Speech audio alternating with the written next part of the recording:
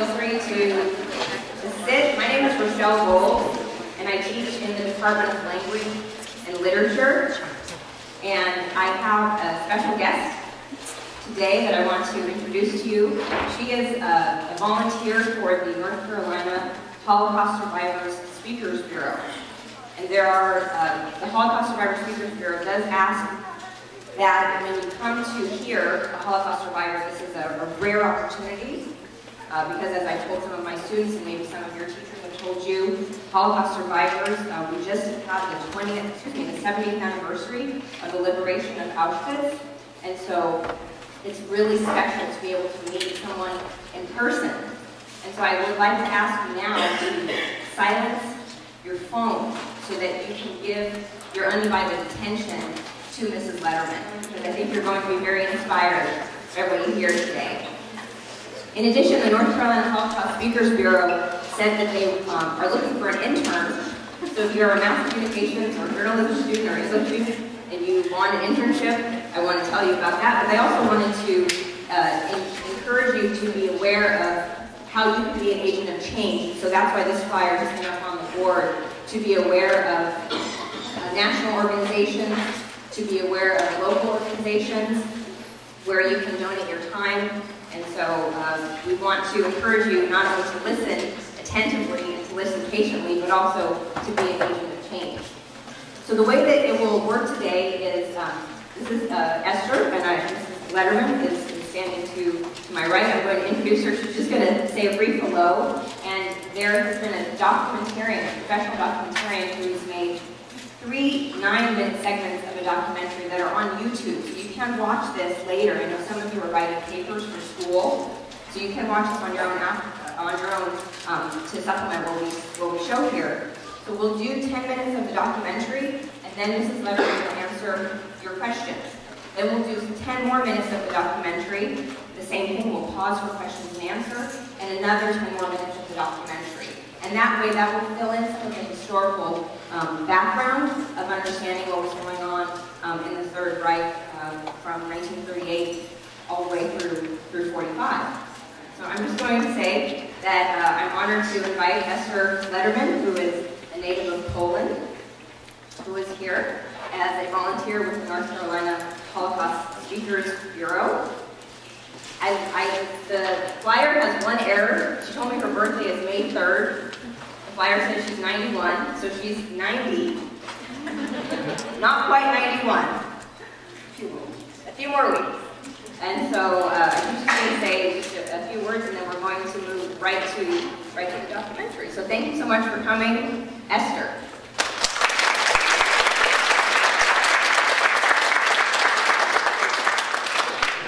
Good afternoon. Can you hear me? Yes.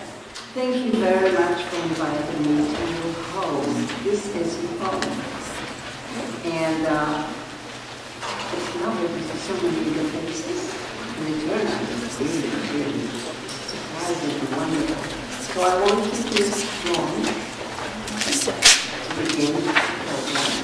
And if you have any questions at all, yes, let the game begin.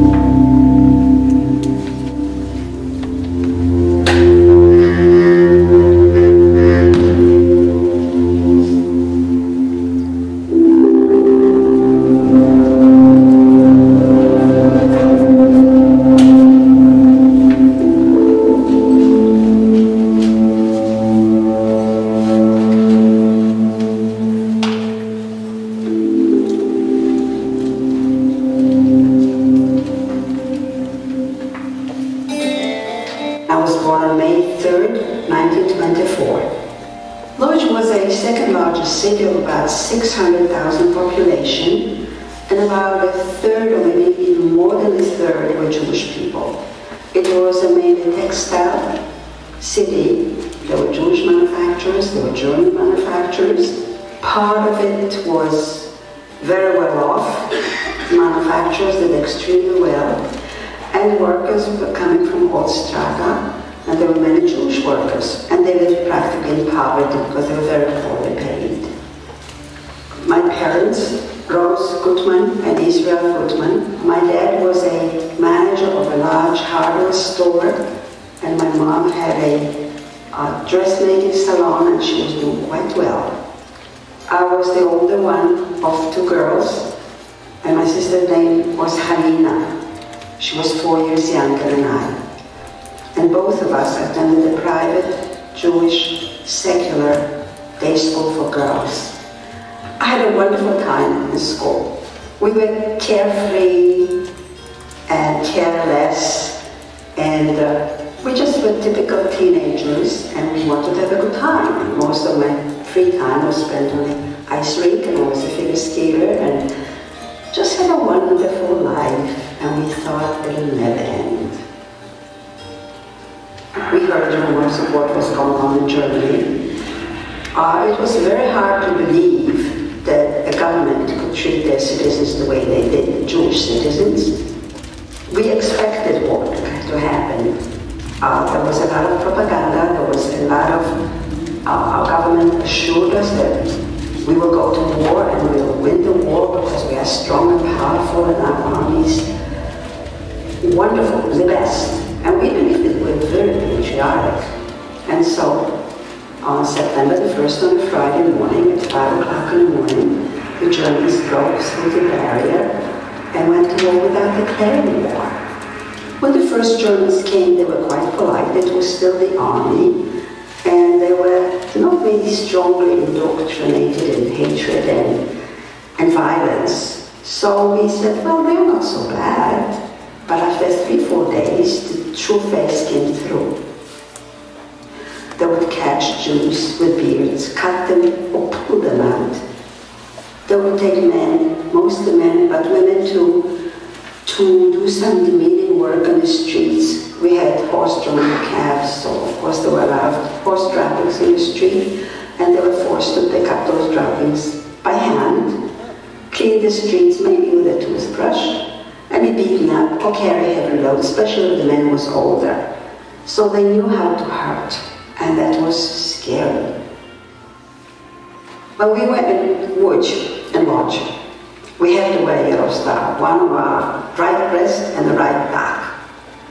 This was because Lodz was incorporated in the Third Reich and renamed Bismarckstadt. I know that the ghetto was announced in December 1939, and we were leaving town. I personally was never in the ghetto, because we went to a very small town by the name of Chmielnik, southwest of Lodz. My father had a brother there, or a big house, and we all felt that life would be easier. It would be easier to survive, because in a small town there were not that many restrictions.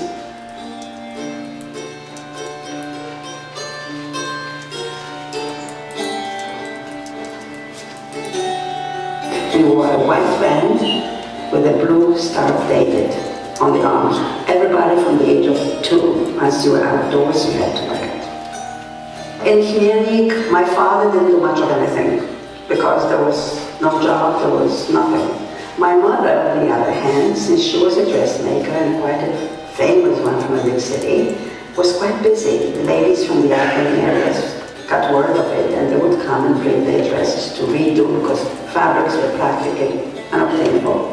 And she would make new dresses, and for that she was paid not with money, which was practically worthless, but with produce and food. So we had food, and having food was the key to survival. So we could help our family, and then things started getting a little hotter. There was overcrowding, unemployment, lack of food.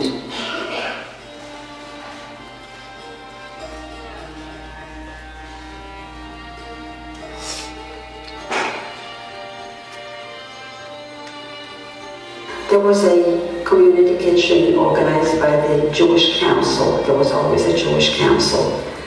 And people tried to help one another. People who had more would help those who had less. And those who had less and less and less, and they were hungry. And they started dying out. And there were epidemics. There was typhus and typhoid fever.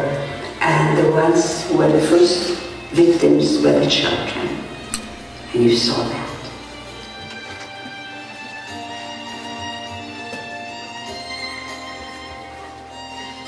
So we found a group of teenagers, some of them who were refugees like us from big cities, and some of them were local.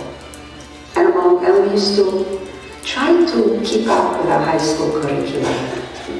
Textbooks were available because we had them. Teachers were available because they were also refugees, kicked out of their homes. But schools were closed for children, for Jewish children. There were no schools. So we would meet in somebody's house, 5 or 6 of us, and try to study. We wanted to study because just in case we'd be okay, we'll continue. And among the teenagers, I met a young boy who was about my age, who was very good looking. And he always wanted to be a doctor, so he worked for the medical group. But we used to meet together and dream together and talk together. We seemed to be liking each other. And that's how it was. And then rumors started coming in. Rumors of what was going on in the other part of the country. We heard that they were cleaning out Warsaw Ghetto. Smaller towns were evacuated and brought into larger cities. And then they were saying that some cattle trains were brought in, fumigated, filled with people, and sent out east. And they came back empty. And then other information trickled down that people who were sent out to the east would send back notes, postcards. We are settled, we are working with the family, and everything is okay. There was something fishy about it. There were also rumors that they gassed them, they burned them, they make soap out of people. No. These were the anti-Semitic rumors. It can't be, a normal brain does not contain this kind of information.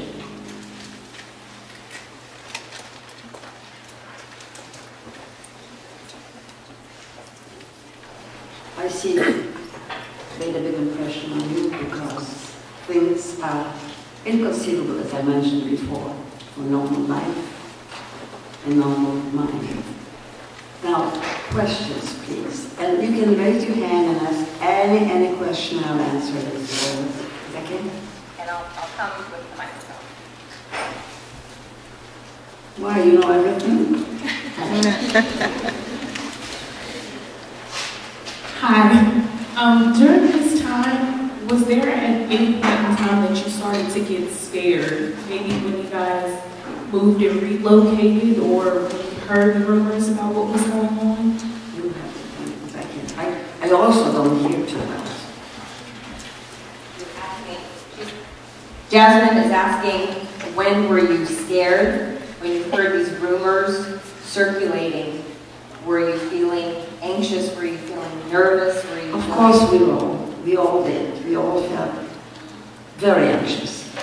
But somehow, in the back of our minds, we could not accept it.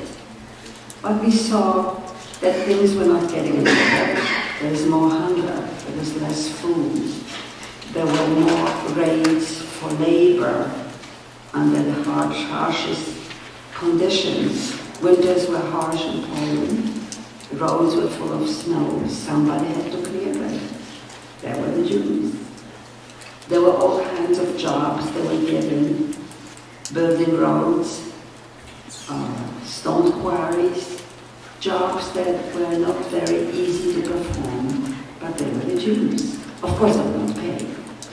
Or the Jewish council had to deliver them. There were taxes we had to pay. We had to pay and bribe the officials. We had to pay so-called fees, or we had to pay the workers to pay, quote unquote. They were never paid. The Germans took everything. We were not allowed to have a radio. We were not allowed to have jewelry. We were not allowed to have a fur coat. For all this, if we were caught owning it, there was only one convenient punishment, death. So life was not very easy. People were dying. Anybody else? Mrs. Lederman, do you know anyone who fought back or refused to do the kind of demeaning things they were asked to do, and then what was the aftermath that they did? So my colleague Dr. Barbara is asking if you knew people who refused or who were defiant to protest against the demeaning works or demeaning tasks that they were forced to do by the German government. Yes, they were. Many young people wanted to start the armed uprising. The problem was there were no armaments, there were no guns, there was nothing. And if they ever tried to do anything like that, which they did try, and that small town, the whole town would be punished. There was a case in Czechoslovakia, in Nice. They shot, I think, one German. They took the whole village, men, women, and children, and slaughtered. So people were scared, and that held people back. Well, maybe we'll have a chance. Let's not aggravate the situation. And this was a very depressing thought and feeling, especially the young people. You said there were rumors of people being burned and killed and executed. Like, I think of how today there's something like that going on. We have like social media that really know about things like this quicker. So I want to know, like, other than rumors, what were other ways that y'all knew, or you all knew that this kind of thing was going on? The young lady is asking, what was your source of information? You just told us you had no radio. So now, news spreads so quickly with social media. So she's wondering what the source of the rumors were. How if you didn't have newspapers, again, no radio, obviously no television at this time. Of course not.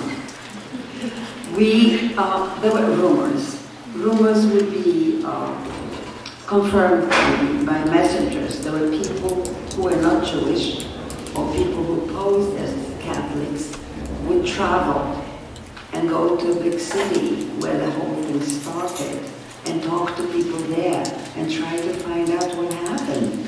As a matter of fact, there was one Polish hero, Jan Karski, who went to Auschwitz to see what's going on there, and he came to these countries through London. There was a provisional Polish government in London. And he tried to talk to the heads of the family. The president didn't want to even listen to him. Nobody believed him, and nobody wanted to lift a finger. So the international situation, the international relations were peculiar, because Jewish life is very cheap. And there were newspapers, there were Polish newspapers controlled by the Germans. So there was some information, but never about atrocities like that. And later on, when I was in touch with the underground, which is the resistance, there was a radio, and we had reports from London, BBC. And we had an idea what's going on the front lines, an idea about the Germans. And then people were running away, they were telling, they were going, people traveling and walking around and telling stories. And that was our source of information. Well, I thought many times about it. We live in the times when there are many atrocities going on today, as we speak. What do we do?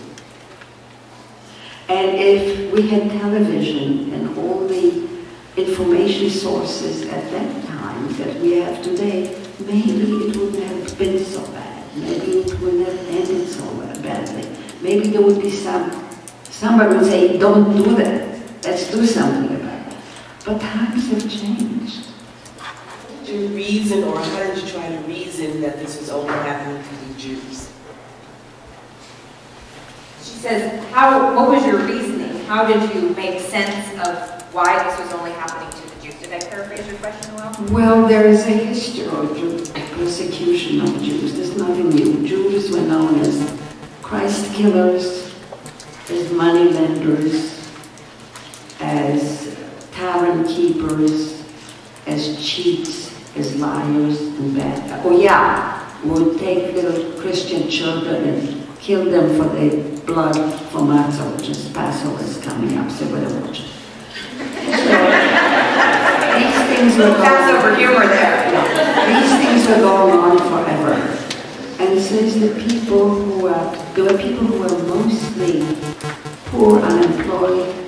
There was a Catholic church, unfortunately, in Poland. The Catholic church was not the same as here, especially in the country where the priests were uneducated, superstitious, and they were spreading some rumors. And there was another thing, the Jews were not allowed to own land, especially farms and small towns. So they were poor. So what else could they do? They'll take $1 from you, take 5 cents from you and give it to this guy.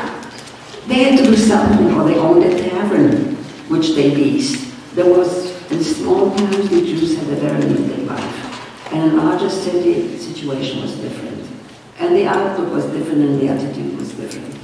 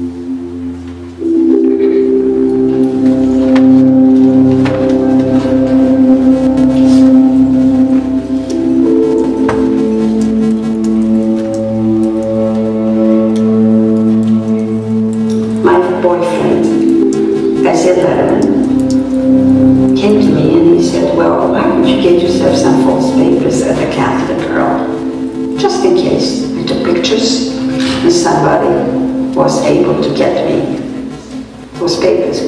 And then Esther came to me and he said, well, I came to say goodbye. And I said, where are you going? Oh, we are going to a village in Wooten. His family was his parents and his older brother.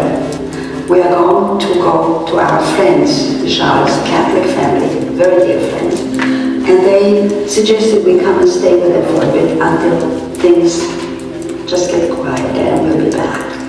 And he left. And I somehow, subconsciously registered the information in my head because he was not supposed to tell me any of that. In those days, you didn't tell the dearest people anything because inadvertently I could have betrayed them. And then we had an order for all men of the age of 15 to 45 and women 15 to 14 to show up on the marketplace, October 1st, 1942. I was on the marketplace, my dad was there, and thousands of others. We knew people were being sent to a labor camp. My father was chosen and I was chosen to be sent. A friend of mine came up to me. He was a ghetto policeman. He said, go home. So he just sneaked me out and I went home. In the meantime, I got my papers. So I had papers. I prepared, I had a rosary and I had a Catholic prayer book. And I had it all in a little bag, sitting there. So my mother said, well, why don't you go to the Rachelle and see maybe they'll help us, take us in.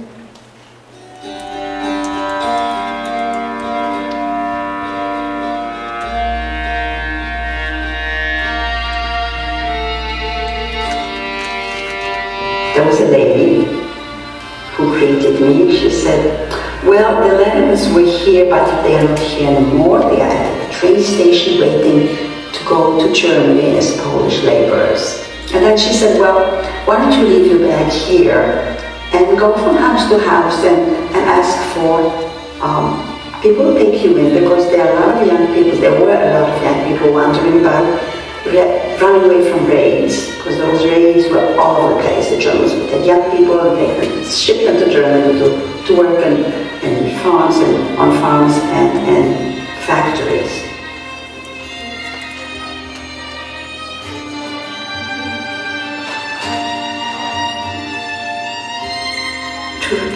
Three days later, I was sitting in the kitchen, and there was a lovely fire going and a stove, and neighbors came in, and they were agitated, and they were excited, and they said, oh, they cleaned out the clinic, they took all the Jews away.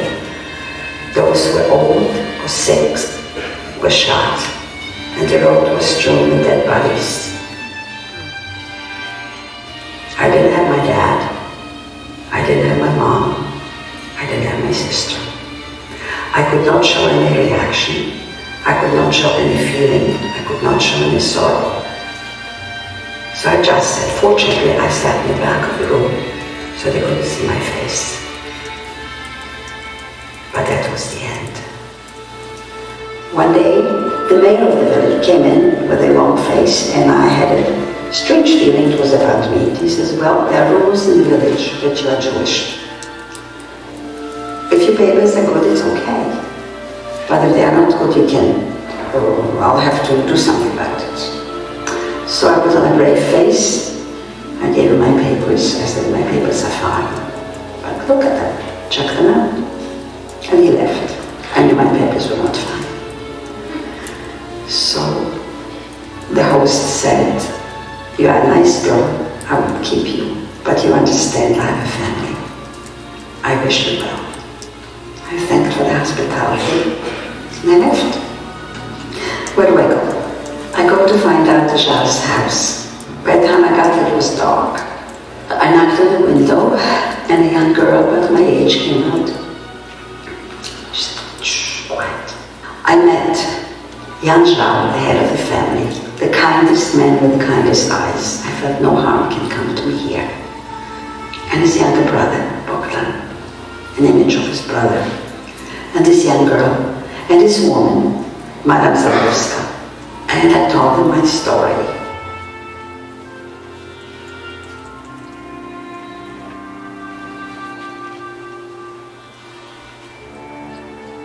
Jan was the regional commander of the underground. They were very deeply involved with the underground, and they knew all the machinations and all the ways and the byways. We said, well, the first thing we have to do is to take your papers back from that mayor, because he is known not to be a friend of the Jews.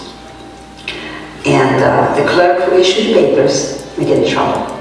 So we'll take care of that. We'll think of something. The letter was left already with a Polish group. But we'll see what we can do for you. In the meantime, you cannot stay here because somebody may have seen you coming in. So Bogdan will take you to the forest and you'll stay there overnight. And in the morning, we'll have a plan ready. Sounded great. They gave me a coat for warmth because it was already getting cold. They took me to the forest and he said, now go to sleep, I'll come in the morning. So I lied down, I was exhausted. I covered myself with a coat they gave me, and I fell asleep. And Bogdan came in the morning. He took me to the house, and I said, oh, what's going to happen? Don't worry, things are working out fine. And the evening, second day, I was brought into the house and told to go up to the attic. And I went to the attic. I see somebody's there, and the Ledermans were there. They never left the house. They never left the house. Now, what do they do with me? They had a conference. They're afraid to let me go because, again, I could have not betrayed them. And they didn't want to keep me. But Mr. Lederman, of blessed memory, said, it's an orphan Jewish child. Whatever happens to us will happen to her. Whatever we will eat, she will eat. And so I became the 5th member of the Lederman family. And our odyssey began.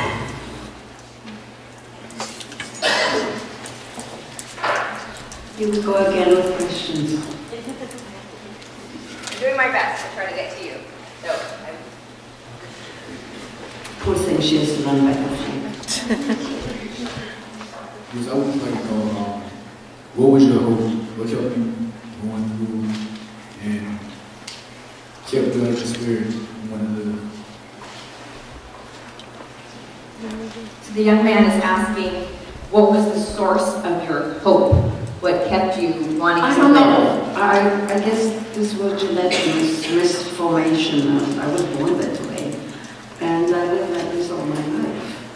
And when we were in hiding and things were getting tight, the information we had, which we had a lot of, we had a local paper, which was a German issued paper, and we had BBC information. So between the two of them, we could sift something out. They would ask me, what do you think? As if I were a prophet. Do you think we'll make it? I said, of course we'll make it. Whether I believe it or not, I don't know. But I had to keep them smiling. Because then you can take anything. If you have no hope, there's no life. Life is good.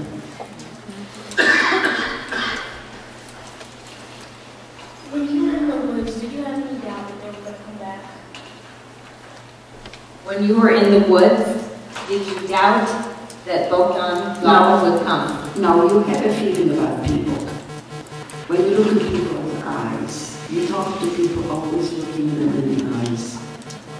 And he and his brother had the kindest, good eyes. Of course, I never doubted this. Anyway, I was so dead tired, I was sleeping. And he took me back to the house.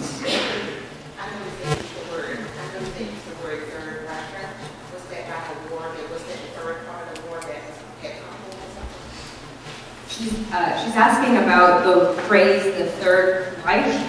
Yes. What does the phrase? The phrase means, Reich means country or government or system.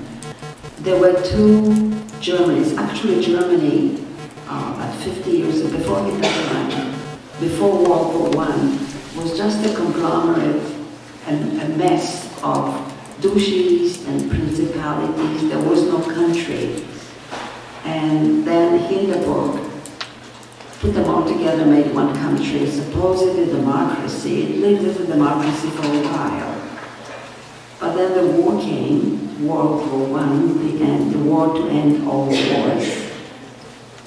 And this gave birth to Hitler, because there was tremendous devaluation of money, there was unemployment, there was misery and hunger. And Hitler came and said, hey, I'm going to make a big country. I'm going to make a Third Reich, a power. And everybody would have a job, everybody would have a car, and everybody would have a house. So of course, and he delivered, unfortunately, he delivered. My friend recently lost her mother, so I was wondering if you had any advice on moving past and recovering from great big tragedy, like what you had to go through. The young man has a friend who just lost his mother, and he's asking if you have advice for someone when you have a huge loss, a huge tragedy like losing a parent. What words of comfort or advice? There is no advice, because it's so individual how you feel it. But this is the natural course of life. A child should bury a parent.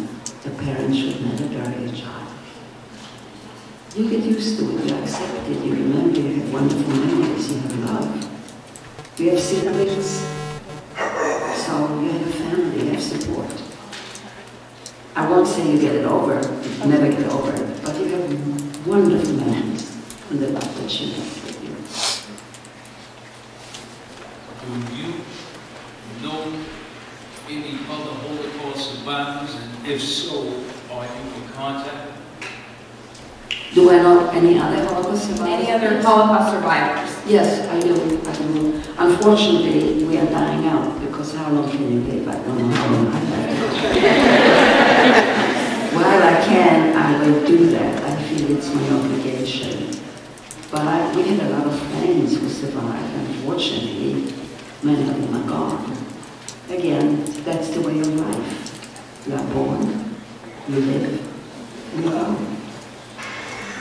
So for people who came in a little bit later, the insignia that's on the monitor is for the North Carolina Holocaust Survivor Speakers Bureau. So there is a whole group of people, survivors who, in this group that I met Mrs. Lederman, is the Chapel Hill group. And so that's how we were connected. So yes, there are still other Holocaust survivors.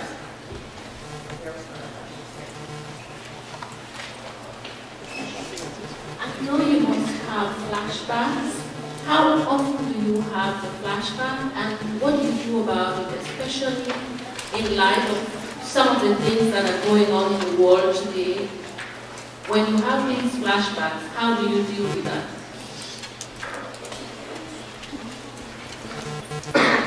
She's asking about flashbacks of traumatic memories or upsetting memories.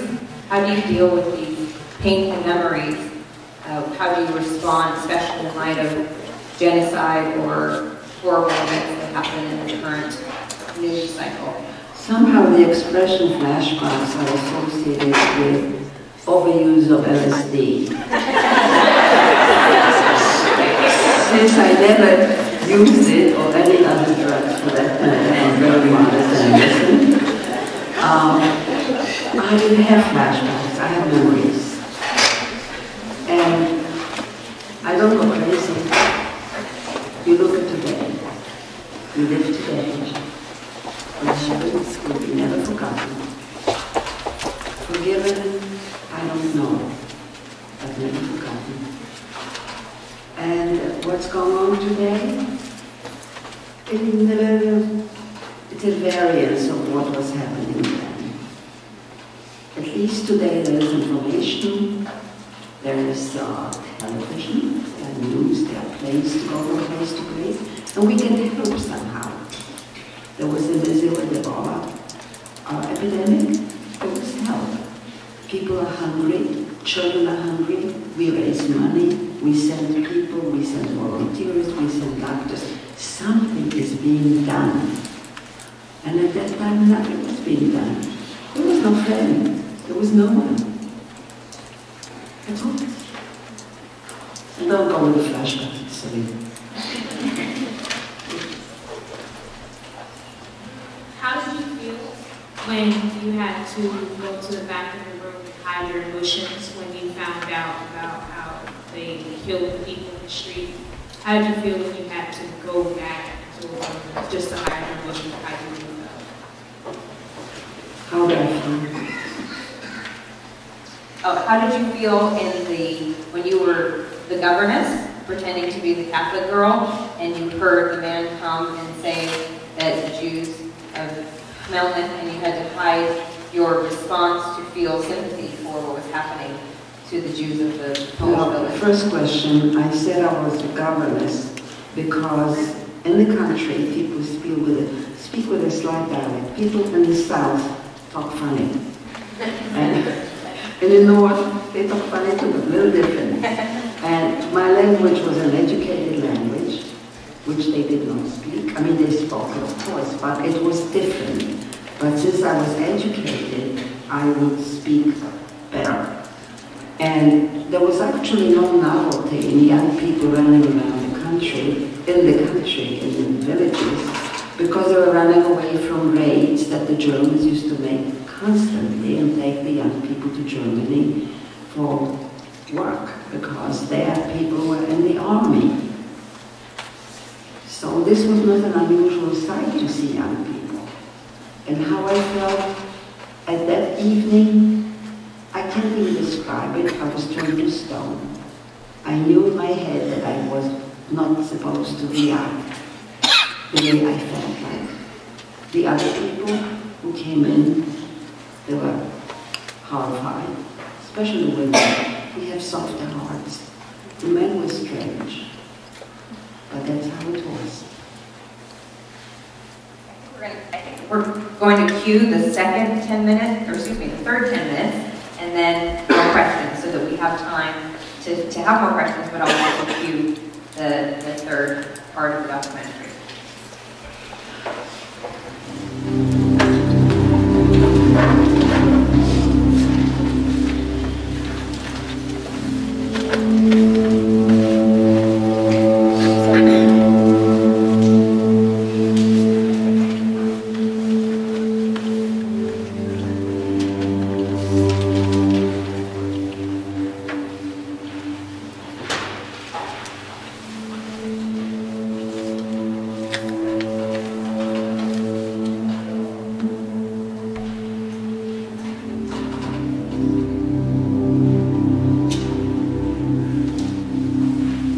We were in the attic. It was still fairly decently warm, and we had night watches, and we were afraid of any noise of anybody coming in. And the house was an old abandoned house which was not being used, covered with thatch roof. And I would stand there at the roof and smell the fresh air, freshly mown hay, and listen to the cicadas and frogs and birds, and this was another world. This was not for me. This was something that was forbidden.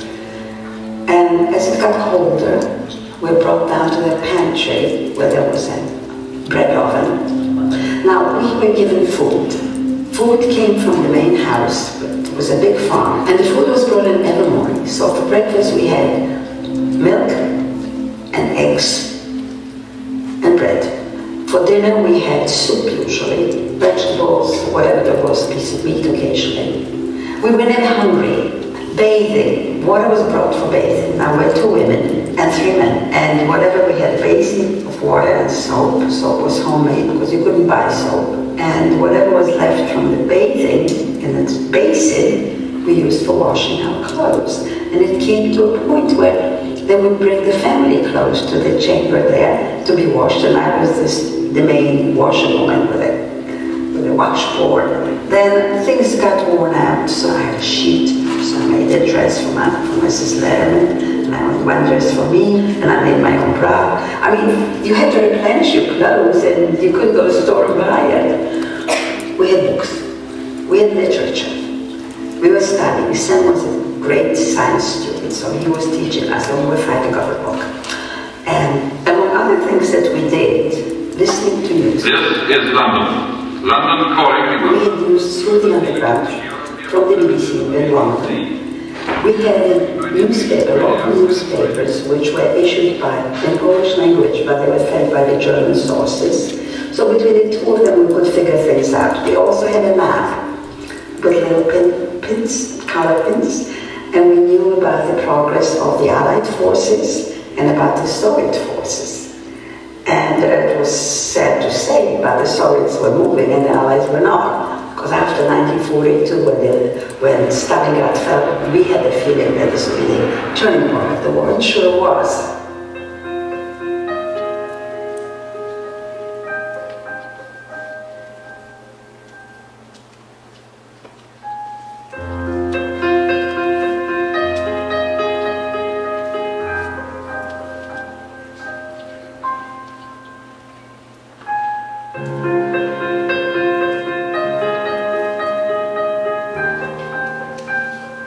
And we waited for the second front, and we waited for this, and we waited for that. And that's how we're passing at our time, waiting. In the meantime, we had 3 close encounters. The Germans were there looking for Jews, and they came with dogs, but we had built a very clever bunker in the meantime. The entrance was covered with soil, and on top of it they put rabbits. Rabbits smell, and they fool the dogs, and that's it, our lives. Time was passing, and it was already 1944, and we heard rumble of the ground, especially when the underground bunker cannon. The front was coming closer to us, the Russians were coming closer to us.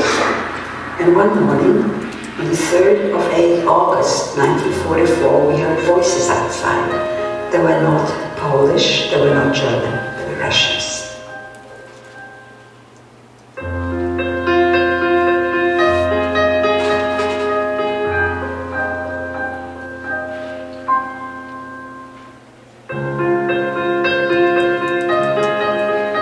We cannot leave openly because it's a shame to save Jews. What would the neighbors say that the Zhao saved 5 human beings? It's not good. Madame Zalewska spoke Russian. She and Esther, with long, strong legs, ran over to the big house and they tried to explain the situation. And they found an officer. He happened to have been a Jewish guy who didn't speak Yiddish. And he got the story, he got the gist of the story. And he came back to our house, to the second house, and he said, show me what happened. And here are 5 bedraggled people, pale because we hadn't seen the sun, we haven't been outdoors in 2 years old, almost. And we told him the story, and he realized that we are not safe in this house. And at night, he sent an adjutant with a horse and a buggy. In the meantime, he left somebody at the door and took us to a house that he requisitioned before. And they brought us a goose, and Mother cooked it. It was the first meal cooked as free people. And the Zhas came over as guests. And Russia's lost 20 million people. So they were so kind to us. They had very little, but whatever they had, they shared. So they put us on a truck and they made us go east. And because Lublin by then was already the provisional capital of the Polish government under the Russian aegis, with a government seat and more or less normal life. We waited there for a few months, and when the front broke and Warsaw was liberated and Lodz was liberated, we went there. I was in my hometown. Went to our apartment. I was walking the streets slowly, and I met survivors. On the 3rd of August 1945, my father showed up. He was liberated from Buchenwald by the American army. He looked great, he was fine. He died at 87 in my arms in Israel, 9 years later.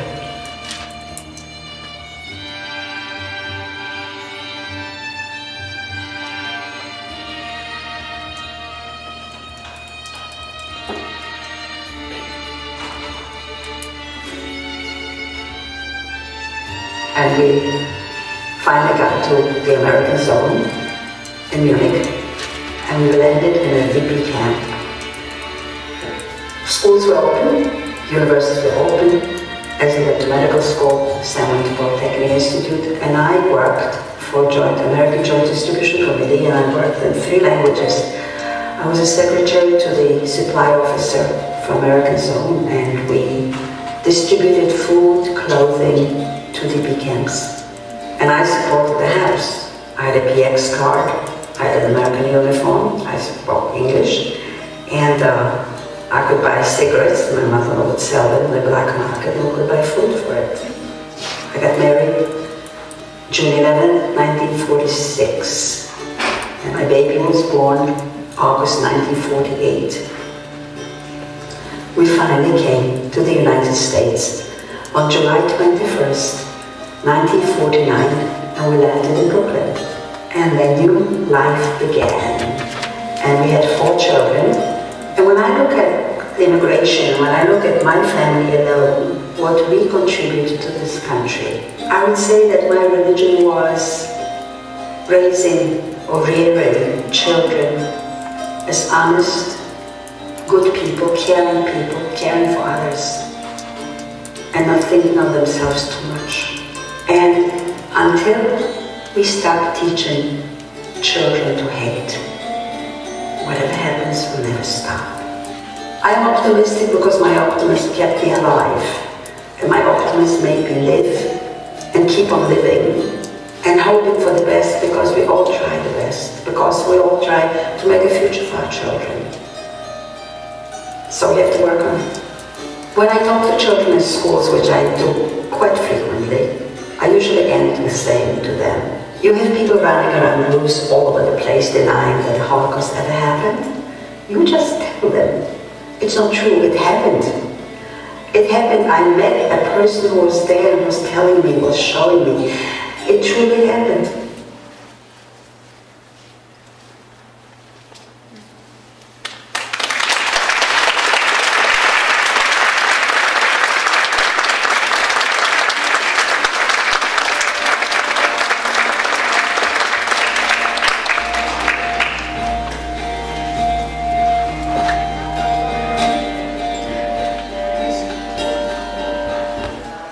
Plenty of time, 15 more minutes or more questions. So please don't hurry off. I'm here at least until 3:40. Mrs. Lederman is here to answer the questions. So coming around. How did you find out your father survived? How did you find out that your father had survived? I went downstairs to the bakery to buy some bread for supper, and there he is. A very handsome man, well dressed. He was 46, he looked maybe 36. And he came back. When he was liberated by the American Army in Wooten, you know the Americans, you're hungry, I have food. He died, he had food. Those poor starved people were eating and dying because they could not digest the food. They had no stomach. My dad lived for 2 weeks on cereal and milk, and he came back to himself. And he died of old age. He was 87. In my arms in Israel. He was married. He did fine. Good afternoon, thank you for coming. After being liberated, after 22 months, I understand it had to be a great moment for you, but also bittersweet knowing that you could never go back to the life that you once had. Can you describe that feeling of happiness and joy, but at the same time, feeling that your life will never quite resume in the way you had paused it? It's a long question.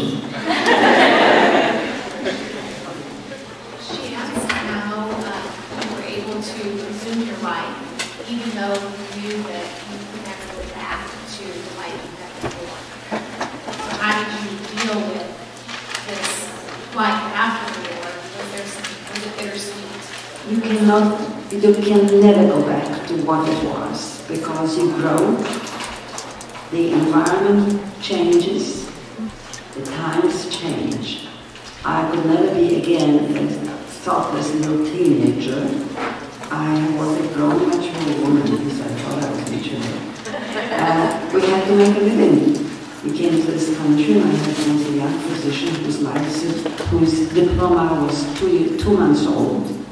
His brother took his last exam in the morning, and he met us at the train, and the diploma was made. He led to the States. Everything was just in a compartment. Everything was planned, and the baby was 11 months old, and my in-laws were with us, so we were a family. As a matter of fact, we were so surprised to see on shipboard as we arrived in New York and Brooklyn, the immigration authorities came on board a ship. They gathered our green cards, and there was press. They had never seen 3 generations of survivors.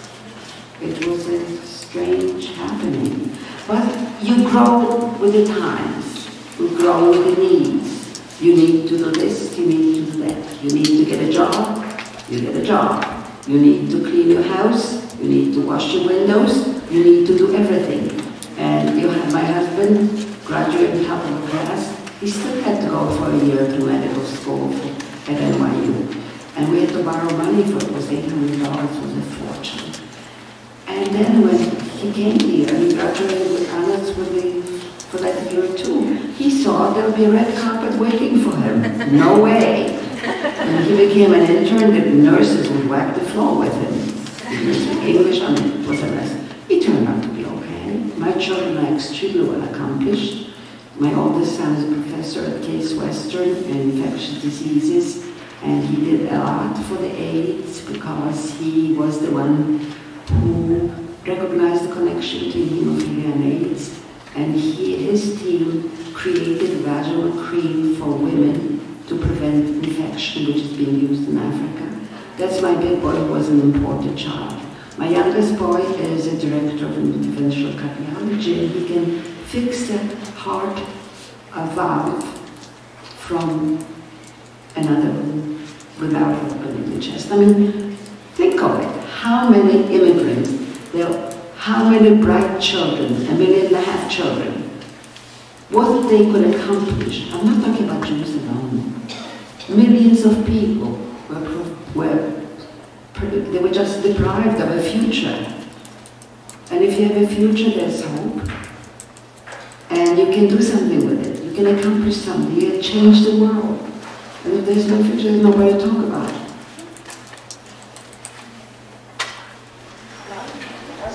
So, did your dad come along to the U.S.? Did he come to the United States? No, he went to Israel because he had a brother there, and he felt it really easy for him with the language and culture, and so he went to Israel. Right after Israel came to me. But he was here a few times visiting, and we were there a number of times. The children were there, and he had a peaceful, wonderful life. You can. There's always a life. Don't forget it. No matter what, you can always make it. Israel became a state in 1948. Right. So he stayed in Germany, and then right before Israel became a state, then he went After it became after 1948. Became May 48, it was February 49. There were more questions. How did you end up down in the sunny South from Brooklyn, New York? From Brooklyn to New York, I think my car. No, my daughter, I have a daughter in Chapel Hill. So after my husband died, I lived in Florida for a while, and then we decided this would be the best thing because the climate is good and she's good, and I didn't want to live in a cold country like Connecticut, Cleveland. But they are coming this week. We are 4 generations, almost 20 people, from nothing, from nothing. Tell them why you did it. Tell them why you did it. Oh, I'm sorry. We have Passover this week, starting Friday night. And we have 2 meals, 2 Seder meals. As a matter of fact, the Last Supper of Jesus Christ was a Seder night. And we have it for 2 nights running. And that's a wonderful opportunity for family to get together because they are spread all over this big country. This country's big. So that's an occasion forever. Because when I lived in New York, I had a big house and it would come for Thanksgiving and for Passover, no matter where they were. And they would bring their friends from college. I used to go outside. And I used to say there's always some more water to the soup. That's enough for everybody. Dr. Becker has a question. Yeah, actually a couple words of thank you. Mrs. Lederman and also Dr. Gold, we thank you for being here today. It's very important. I wanted to ask you said you were the secretary of the American Jewish Committee in Munich. And I want to ask you, since I have also connections, have always had connections with them, I wanted you to say something more, how important that committee was in bringing so many over here. I didn't, I'm sorry. This is my colleague, Dr. Becker, or Dr. Becker from Germany. Yeah. So she's asking about the American Jewish Committee, and she said that you were involved. American Jewish Committee is one of the countries, but this was American Joint Jewish Distribution Committee. Oh, okay. And I worked for them. I had American uniform, spoke English, not as well as today. So she's asking what the purpose and some of the various activities of that organization. Well, we had deliveries of food and clothing in a big warehouse, and this was distributed to the DB camps. There were a number of them, and that was actually, there was a school for children. There were some children, And they were running no matter what we could just to help people. And it worked. Have you ever thought about moving to Israel? Or have you ever done that before? She's asking, have you thought about moving to Israel? No, this is my home. I was in Israel maybe 20 times, and I love Israel. It's a great country, crazy people. This is my country. I pay my taxes here. Why is it important for you to keep your story and the story of other survivors alive? That one of the editors of our campus newspaper, she's wanting to know why is it important for you to keep your story as a Holocaust survivor alive and the story of other Holocaust survivors alive. That's the reason when somebody will come up to you and say, never happened. Because there are many people who say it never happened, and they're quite vocal. You can say, it did happen. I have seen people who lived through that time, who suffered losses, who lived under inhuman conditions, and they are still alive and they are dying because they are old. And we have to perpetuate the message that it did happen, so it should not happen again anywhere to anyone. Just don't teach children to hate. We are all the same, no matter what. Oh, I have a story. I used to do blood work, blood chemistry in my husband's office for a while. And we had patients, we had black and purple and yellow and Irish and Italian and Jewish. And I worked with the blood. I used to make a blood test. And the funny thing was that all that blood was red. I couldn't tell them who. So why do we make such differences?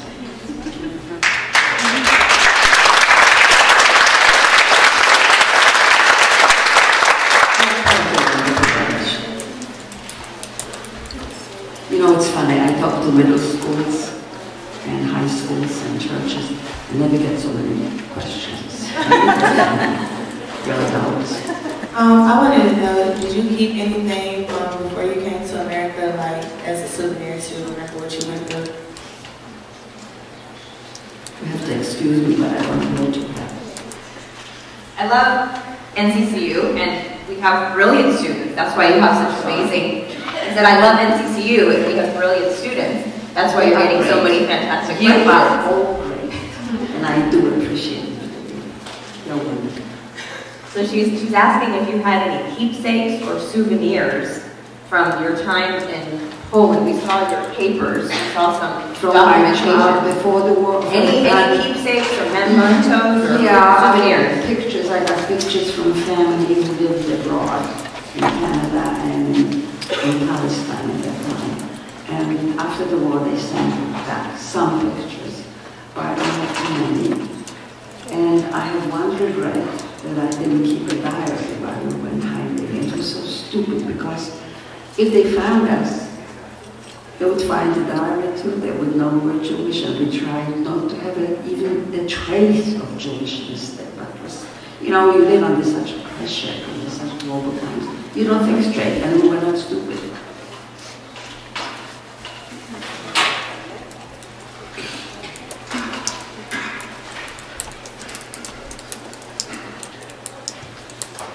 At any time, did you feel guilty for not renouncing your faith, but for pretending to be of another faith?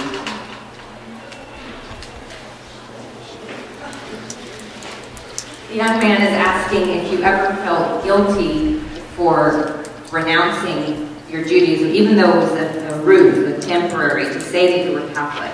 No. I have absolutely no feelings about it because, you know, it's a custom or it's a saying in the Jewish culture. If you save one life, you save the world. And to save your life or somebody else's life, you sacrifice. I didn't think about religion, this or this or the other. I was thinking, and we were all thinking about surviving. And after you survive, you come to a normal life, and you can do whatever you want.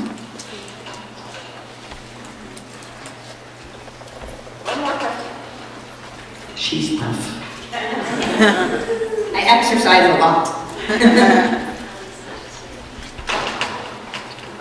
Do you think your survival would have been the same if you had not met your boyfriend and housed with him?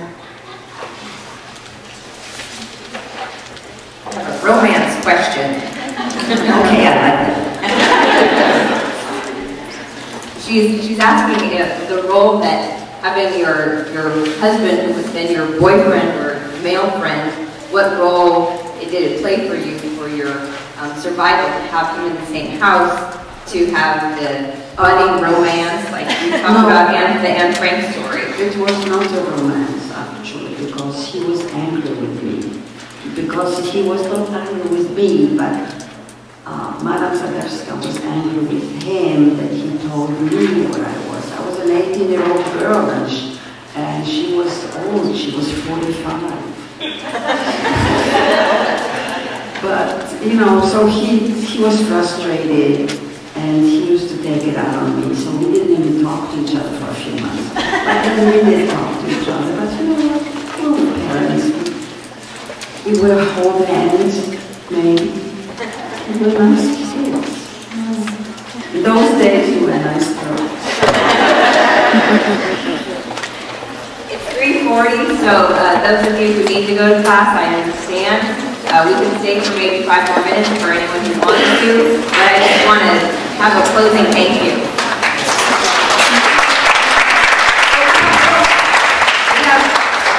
So sorry, we have Esther's story is... Oh, wait, the poem. Sorry. I forgot about the poem. She forgets about it. There are times in our life, but there are not times in life.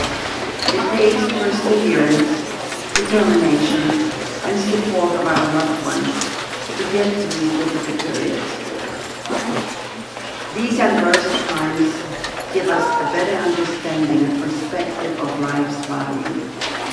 Life should be lived to its fullest. Every day should be enjoyed and accounted for. These moments make the sky appear bluer, the sunlight brighter, and the colors sharper.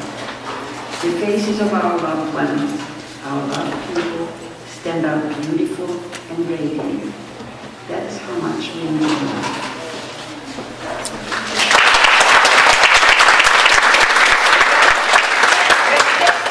6 books, and I think a pen. We can have Esther sign, but these are for donation if you want. This is her published memoir, Hiding for Our Lives, the wartime memoir.